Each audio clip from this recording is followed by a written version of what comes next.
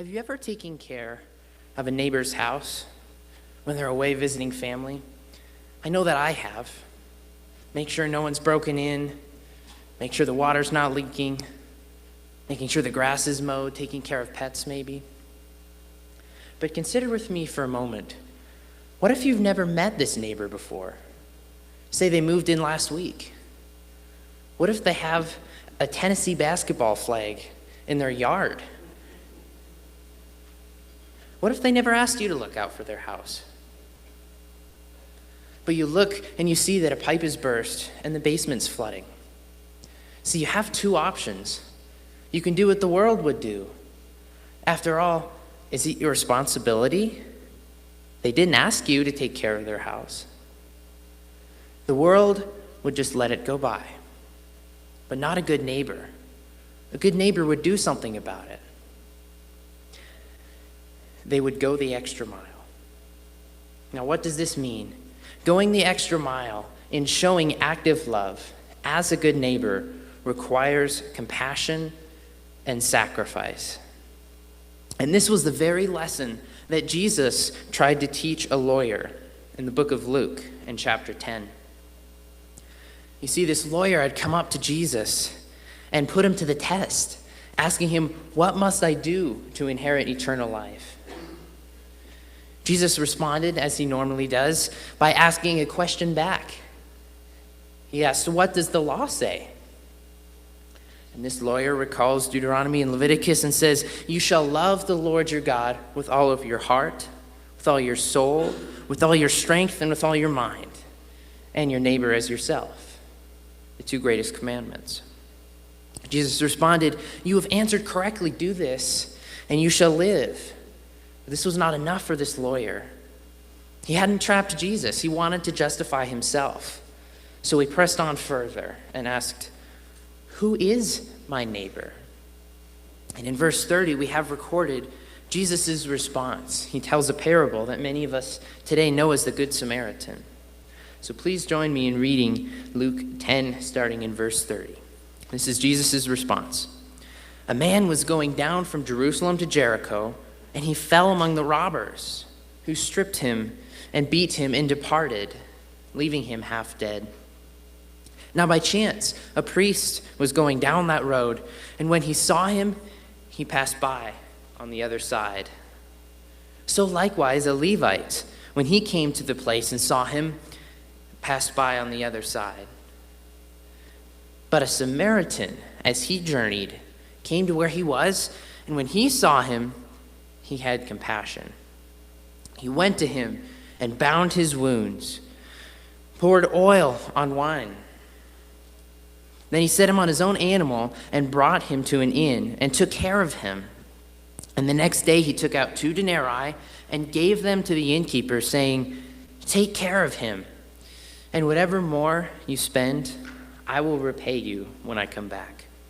Which of these 3 do you think proved to be a neighbor to the man who fell among the robbers?" He, the lawyer, responded, "The one who showed him mercy." And Jesus said to him, "Go and do likewise." You'll notice that the Samaritan showed his love by having compassion and being willing to sacrifice. And Jesus didn't answer the lawyer's question. The lawyer wanted to know, "Who is my neighbor?" Jesus responded with, "What does it look like to be?" A very different question. And this is what we want to know today. What does it look like to be a good neighbor by showing love as the Samaritan did? You see, all 3 men, the priest, the Levite, and the Samaritan, saw the problem. They saw the man lying beaten on the side of the road. But only one took the first step in showing compassion. The others thought about their own needs above this man. It was not a pretty picture. It was dirty, bloody, and they just passed by, but not the Samaritan. This reminds me of a time a while back when I was driving over a mountain pass in Montana, and the traffic was backed up, and I was angry because I was running late. I wanted to get to where I was. How often does that happen to us all? As I drove further, I realized the traffic jam was because a semi-trailer had crashed into a truck that was blocking all of the traffic. Now, if the Samaritan was in my spot, he would have felt compassion. He would have wondered, is the driver okay? Is everything going to be all right? But not me. I was just like the priest and the Levite. I was still angry that truck had to go and get crashed and block my way. See, that is not what we are called to do here. That's exactly like the priest and Levite. Because if we want to show active love as a good neighbor, we must first have compassion. You'll notice that this Samaritan didn't stop there. He let his compassion boil over into action. And in this case, it was in the form of sacrifice. In verse 27, when it's describing you shall love the Lord your God and you shall love your neighbor, that word love that we have translated is the verb form of agape, agapato, which means it's an action.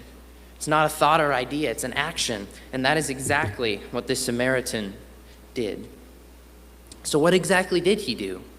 We read that he bound the man's wounds. He poured oil and wine on them. He let him ride on his own animal. He took care of him and sent him at an inn. You see, he was willing to give up of his money, of his time, of his destination, and even his national pride. Samaritans and Jews were not always on the friendliest of terms. In fact, in verse 37, the lawyer wouldn't even acknowledge that it was the Samaritan that was the good neighbor. Just said, the one who showed mercy. The tension was so deep that they wouldn't even acknowledge each other. But that didn't stop the Samaritan. The Samaritan put all of that aside and was willing to help the man on the side of the road. In today's world, there are countless people, just like the man on the side of the road, who are stripped and beaten down and bloodied by the cares of this world. Let me ask you, how often do you and I pass by on the other side of the road and leave them there without hope? Far too often. You see, if we were to have compassion for them like the Samaritan, that would boil over into action. That would mean we would have to sacrifice for them, put their needs above our own. Now, what does this mean? It could involve changing a flat, sending cards of encouragement, bringing a smile, praying with them, giving them food. It means turning the water off when the basement's flooding. So please join me this week in making an active effort to love our neighbors through compassion and sacrifice.